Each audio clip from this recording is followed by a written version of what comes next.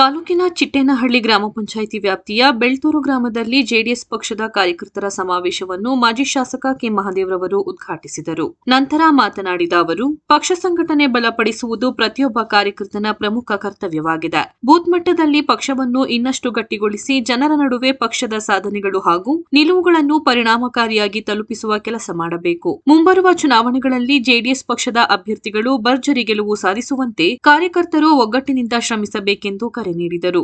ನಂತರ ಪಿಎಂ ಪ್ರಸನ್ನ ಅವರು ಮಾತನಾಡಿ, ಕಾರ್ಯಕರ್ತರೇ ಪಕ್ಷದ ನಿಜವಾದ ಶಕ್ತಿ. ಸಂಘಟಿತ ಪ್ರಯತ್ನ, ಶಿಸ್ತುಬದ್ಧ ಕಾರ್ಯಪದ್ಧತಿ ಹಾಗೂ ಜನಸಂಪರ್ಕದ ಮೂಲಕ ಪಕ್ಷವನ್ನು ಮತ್ತೆ ಅಧಿಕಾರಕ್ಕೆ ತರುವ ಜವಾಬ್ದಾರಿ ನಮ್ಮೆಲ್ಲರ ಮೇಲಿದೆ ಎಂದು ಹೇಳಿದರು. ಪ್ರತಿ ಹಳ್ಳಿ, ಪ್ರತಿ ಮನೆಗೆ ಪಕ್ಷದ ತತ್ವಗಳು ತಲುಪಿಸುವ ಕೆಲಸಕ್ಕೆ ಮುಂದಾಗಬೇಕೆಂದು ಸಲಹೆ ನೀಡಿದರು. ಈ ಸಂದರ್ಭದಲ್ಲಿ ಪಕ್ಷದ ಅಧ್ಯಕ್ಷರಾದ ಅಣ್ಣಯ್ಯ ಶೆಟ್ಟಿ, ಮಾಜಿ ತಾಲೂಕು ಪಂಚಾಯಿತಿ ಸದಸ್ಯರಾದ ರಘುನಾಥ್, ಎಟಿ ರಂಗಸ್ವಾಮಿ, ಗ್ರಾಮ ಪಂಚಾಯಿತಿ ಅಧ್ಯಕ್ಷರಾದ ಕುಮಾರ್, ಮುಖಂಡರಾದ ಗಗನ್ ಹಾಗೂ ಗ್ರಾಮ ಪಂಚಾಯಿತಿ ಸದಸ್ಯರು, ಪಕ್ಷದ ಕಾರ್ಯಕರ್ತರು ಭಾಗವಹಿಸಿದ್ದರು.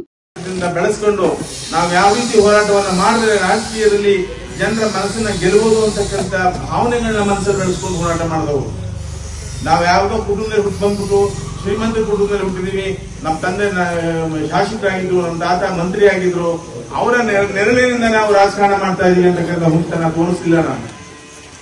ನಾನು ನನ್ನ ನೆಲೆಗಟ್ಟಿನ ಮೇಲೆ ಒಬ್ಬ ಪಟ್ಟಣ ಪಂಚಾಯತಿ ಸದಸ್ಯರಿಂದ ಹಿಡಿದು ಪಟ್ಟಣ ಪಂಚಾಯತಿ ಅಧ್ಯಕ್ಷರಿಂದ ಹಿಡಿದು ತಾಲೂಕಿನ ಪ್ರಧಾನ ಕಾರ್ಯದರ್ಶಿ, ಮಹಾಪ್ರಧಾನ ಕಾರ್ಯದರ್ಶಿ, ತಾಲೂಕಿನ ಜನರ ಎಲ್ಲ ವಿಶ್ವಾಸವನ್ನು ಗಳಿಸೋದ್ರ ಜೊತೆಗೆ ಆ ನಾಯಕತ್ವಕ್ಕೆ ಬೆಂಬಲ ಕೊಟ್ಟರು.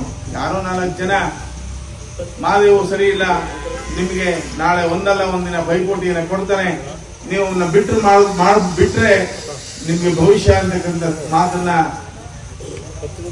ಹೇಳಲಾಗಿ ಅವರು ನನ್ನನ್ನು ಕೈ ಬಿಟ್ಟು 2004 ದಿಟ್ಟದಿಂದ ಹೊರಗೆ ಬಂದ್ರೆ ನಾವೆಲ್ಲ ಸ್ವಾಭಿಮಾನದಲ್ಲಿ ಬದುಕುವರು, ಹೋರಾಟದ ಮನೋಭಾವನೆ ಇಟ್ಕೊಂಡು ಬದುಕುವರು. ನಾವು ಅವತ್ತಿನ ಕಾಲದಲ್ಲಿ 40 ವರ್ಷ ಸುದೀರ್ಘವಾಗಿ ಆಡಳಿತ ಮಾಡಿದಂತ ಪುರಸಭೆಯ ನಮ್ಮ ಪಿ ವಿ ಶಿವಪ್ಪ ಶಾಂತಪ್ಪನವ್ರನ್ನ ಇವತ್ತುವರೆಗೂ ಆ ಮೆಟ್ಟಂತ ಕೊಟ್ಟಿದ್ದೆ ನಾನು.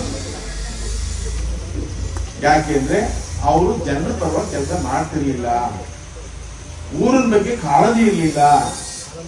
ಇಂಥವರು ಈ ಪಿರಿಯಾಪಟ್ಟಣ ಸರ್ವನಾಶ ಮಾಡ್ತಾರೆ ಅಂತಕ್ಕಂಥ ಉದ್ದೇಶದಿಂದ ದುಡ್ಡಿನ ಹಾಸಿಗೆ ಮೇಲೆ ಮಲ್ಕೊಂಡು ಜೀವನ ಸಾಕ್ತಿದ್ದವ್ರ ಮೇಲೆ ತಂಗ್ಲಿಟ್ಟು ಉಂಡ್ಬಿಟ್ಟು ಹೋರಾಟ ಮಾಡಿದ್ವಿ. ಬೆಳಗ್ಗೆ ಟೈಮ್ ತಂಗ್ಲಿಟ್ಟು ಮೊಸರು, ನನ್ನ ಹೋರಾಟ ಮಧ್ಯಾಹ್ನ ನಿದ್ರೆ ಬರೋದಿಲ್ಲ, ಇವ್ರು ಏನಾದ್ರು ಮಾಡ್ಬಿಟ್ಟಾರು ಅನ್ನೋ ಒಂದು ಭಯ, ಕೊಲೆಗಿಲೆ ಮಾಡ್ಸಾರು ಅಂತ ಬೆಳಿಗ್ಗೆ ಇದ್ರೆ ಶರೀರಕ್ಕೆ ಧೈರ್ಯ ತುಂಬಿಕೊಂಡು ಹೋರಾಟ ಮಾಡಿ ಇವತ್ತು ಆ ಕುಟುಂಬದಲ್ಲಿ ರಾಜಕೀಯದ ಅಂತ್ಯವನ್ನ ಕಾಣಿಸಿದ್ವಿ. ನೇನು ನನ್ನ ಅವಶ್ಯಕತೆ ಯಾವಾಗಿತ್ತು, ಯಾರಿಗೆ? ವೆಂಕಟೇಶಪ್ಪನಿಗೆ. ನನಗಿರ್ಲಿಲ್ಲ.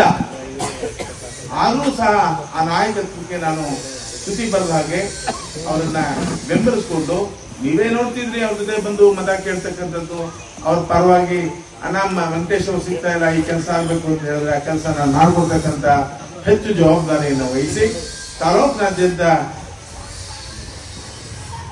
ಎಲ್ಲ ಗ್ರಾಮಗಳ ಮುಖಂಡಗಳನ್ನ ಪರಿಚಯ ಮಾಡಿಕೊಂಡು, ಇವರು ಆಗೋದಿಲ್ಲ 15 ವರ್ಷ ಪ್ರಧಾನ ಕಾರ್ಯದರ್ಶಿ ಕೆಲಸ ಮಾಡಿದೆ. ಇವರು ಅಧ್ಯಕ್ಷರಾಗಿದ್ರು. ಯಾರು ನಮ್ಮ ಅಣ್ಣಯ್ಯ ಶೆಟ್ಟರು ಸಹ ತಾಲೂಕಿನ ಅಧ್ಯಕ್ಷರಾಗಿದ್ದಾಗ 15 ವರ್ಷ ಪ್ರಧಾನ ಕಾರ್ಯದರ್ಶಿಯಾಗಿ ಕೆಲಸ ಮಾಡಿದ್ದೀನಿ. ಇಷ್ಟೆಲ್ಲ ಮಾಡಿದ್ದಾಗ್ಯೂ ನಮ್ಮ ಈ ಶಾಸಕರ ಕಾರ್ಯವೈಖರಿ ಎಷ್ಟು ಮಟ್ಟಿಗೆ ದೌರ್ಜನ್ಯದಲ್ಲಿದೆ, ಆಡಳಿತ ಎಷ್ಟು ದೌರ್ಜನ್ಯವನ್ನ ಅವಲಂಬಿಸಿಕೊಂಡಿದ್ದಾರೆ, ಯಾವ ರೀತಿ ಪೂರ್ವ ಸಿದ್ಧತೆಯನ್ನ ಮಾಡ್ಕೋಬೇಕು ಅನ್ನೋದನ್ನ ನಮ್ಮ ಅಧ್ಯಕ್ಷರಾದಂಥ ಅಣ್ಣಯ್ಯ ಶೆಟ್ಟಿ ಅವರು ಹೇಳಿದ್ರು. ಚುನಾವಣೆ ಮುಗಿದು 3 ವರ್ಷ ಆಯಿತು, ಇನ್ನೊಂದು 2-3 ತಿಂಗಳು ಕಳೆದ್ರೆ. ನೀವೆಲ್ಲ ಗಮನಿಸ್ದಂಗೆ ಹಿಂದೆ ಏನು ಅಭಿವೃದ್ಧಿ ಆಯಿತು, ಇವತ್ತೇನು ಅಭಿವೃದ್ಧಿ ಮಾಡ್ತಾ ಇದ್ದಾರೆ ಅನ್ನೋದನ್ನ ಮಂದಟ್ಟು ಮಾಡಿಕೊಂಡು ಪ್ರತಿಯೊಬ್ಬ ಮತದಾರರಿಗೆ ಮನವರಿಕೆ ಮಾಡಬೇಕಾದಂಥದ್ದು. ಇವತ್ತು 5 ವರ್ಷದಲ್ಲಿ ನೀವೆಲ್ಲ ನೋಡ್ದಂಗೆ ಮೂಲಭೂತ ಸೌಕರ್ಯ ಜನಗಳಿಗೆ ಏನಾಗಬೇಕು, ರಸ್ತೆ ಇರ್ಬೋದು, ಚರಂಡಿ ಇರ್ಬೋದು, ಕುಡಿಯ ನೀರಿರ್ಬೋದು, ರೈತರಿಗೆ ಪಂಪ್ಸೆಟ್ಗೆ TCಗಳಿರ್ಬೋದು, ಪ್ರತಿಯೊಂದು ಸುಧಾ ಅಧಿಕಾರಿಗಳನ್ನ ತಳ ಊರಿಸಿ ಇದೇ ತಾಲೂಕಿನಲ್ಲಿ ಕೂರಿಸಿ ಮಾಜಣ್ಣವರು ಎಲ್ಲ ಕೆಲಸವನ್ನ ಮಾಡಿದ್ರು. ಆದರೆ ಇವತ್ತು ಅಧಿಕಾರಿಗಳು ಸೋಂಬೇರಿತನದಿಂದ ಯಾವ ರೈತರಿಗೂ, ಯಾವ ಕೂಲಿ ಕಾರ್ಮಿಕರಿಗೂ, ಯಾವ ಬಡವರದು ಕಷ್ಟ ಸುಖನ ಕೇಳೋಂಥ ಪರಿಸ್ಥಿತಿನೇ ನಮ್ಮ ತಾಲೂಕಲ್ಲಿ ಇಲ್ಲ. ಇವತ್ತು ಕಾರಣ ದೂರಾಡಳಿತ. ರಾಮಣ್ಣ ಅವ್ರು ಹೇಳಿದ್ರು, ಇವತ್ತು ದೊಡ್ಡವರು ಮೇಲ್ ಕೂತಿದ್ದಾರೆ, ಚಿಕ್ಕವರು ಇಲ್ಲಿ ಅವ್ರು ಇಷ್ಟ ಬಂದಂಗೆ ಆಳ್ವಿಕೆ ನಡೆಸ್ತಾ ಇದ್ದಾರೆ ಅಂತ. ನೀವೆಲ್ಲ ಕಾರ್ಯಕರ್ತರು ಕಳೆದ ಚುನಾವಣೆಯಲ್ಲಿ ಏನು ಅಭಿವೃದ್ಧಿ ಆಯ್ತು ಅಂತ ಎಲ್ಲೂ ಪ್ರಸ್ತಾಪ ಮಾಡಲಿಲ್ಲ. ಒಂದೇ ಒಂದು ಬಿಲ್ಡಿಂಗ್ ಕಟ್ಟಿಕ್ಕೆ ಕಾಂಗ್ರೆಸ್ ಅವರು ಒಂದು ಸಣ್ಣ ಕಿಡಿಸಿದ್ರು, ಮಾದೇವಣ್ಣ ಒಳ್ಳೆ ಹೊಡೆದಾಕ್ಬಿಡ್ತು ಅಂತ ಒಂದು ಸಣ್ಣ ಬಿಲ್ಡಿಂಗ್ ಕಟ್ಟಿಕ್ಕೆ. ಇವತ್ತು ಇಡೀ ತಾಲೂಕಾದ್ಯಂತ ಯಾರೇ ಆಸ್ತಿ ಮಾರ್ತೀನಿ ಅಂದ್ರೂ ನಾನು ತಗೋತೀನಿ ಅಂತಾರೆ ಅವ್ರ ಮಗ. ತಗೊಂಡವ್ರೆ, ಬೇಕಾದಷ್ಟು ತಗೊಂಡವ್ರೆ. ಅದ್ರ ಬಗ್ಗೆ ನಮ್ಮ JDS ಕಾರ್ಯಕರ್ತರು ಒಂದು ಮಾತನ್ನ ಇವತ್ತೆಲ್ಲೂ ಪ್ರಸ್ತಾಪವನ್ನು ಮಾಡ್ತಾ ಇಲ್ಲ. ಬರೀ ತಾಲೂಕಾದ್ಯಂತ ಅಲ್ಲ, ರಾಜ್ಯ ಮಟ್ಟದಲ್ಲಿ ಆಸ್ತಿಗಳನ್ನ ಖರೀದಿ ಮಾಡ್ತಾವ್ರೆ. ಕಾರಣ ಇಷ್ಟೇ, ಭ್ರಷ್ಟಾಚಾರ. ಅವ್ರು ಎಲೆ ಮೀರಿ ಭ್ರಷ್ಟಾಚಾರವನ್ನ ಇವತ್ತೇನು ನಡೆಸ್ತಾ ಇದ್ರೆ ಅದನ್ನ ನಾವು ಯಾರು ಇವತ್ತು ಪ್ರಸ್ತಾಪವನ್ನು ಮಾಡ್ತಿಲ್ಲ. ತಾವೆಲ್ಲ ಸಂಘಟನೆಬೇಕು. ಇವತ್ತು ಈ ರಾಜ್ಯದಲ್ಲಿ ಕುಮಾರಸ್ವಾಮಿ ಅವರು 2028ಗೆ ಮುಖ್ಯಮಂತ್ರಿ ಆಗೇ ಇರ್ತಾರೆ ಅಂತ ನಮ್ಮ ಅಧ್ಯಕ್ಷ ಹೇಳಿದ್ರು. ನಿಜ, ಇವತ್ತೇನು NDA ಗೌರ್ಮೆಂಟ್ನಲ್ಲಿ BJP JDS ಹೊಂದಾಣಿಕೆಯನ್ನು ಮಾಡ್ಕೊಂಡಿದ್ದೀವಿ. ಈ ಎರಡು ಪಕ್ಷಗಳು ಸುಧಾ ಈ ರಾಜ್ಯದಲ್ಲಿ ಮುಖ್ಯಮಂತ್ರಿ ಆಗಬೇಕು ಅಂತ ಹೇಳಿದ್ರೆ ಕಣ್ಣೆತ್ತಿ ಯಾರೇ ಒಬ್ಬ ಸಣ್ಣ ಮಗು ನೋಡಿದ್ರು ಸುಧಾ ಕಾಣದ ಒಬ್ಬರೇ ಒಬ್ಬರು ಜೀವ, ಅದು ಕುಮಾರಣ್ಣ ಮಾತ್ರ.